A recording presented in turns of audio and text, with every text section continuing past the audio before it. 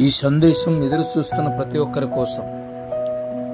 ఎందుకు నా ప్రార్థనకు ఇంకా జవాబు రాలేదని ఎప్పుడైనా అనిపించిందా? కొన్నిసార్లు మనం వెంటనే జవాబు కోరుకుంటాం, కానీ దేవుడు ఎప్పుడూ ఆలస్యం చేయడు. ఆయన సరైన సమయంలోనే పనిచేస్తాడు.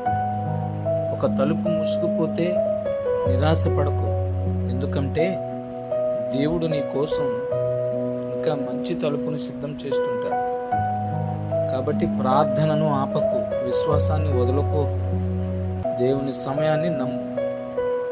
ఆయన చేసే ప్రతి పని నీ మేలు కోసమే.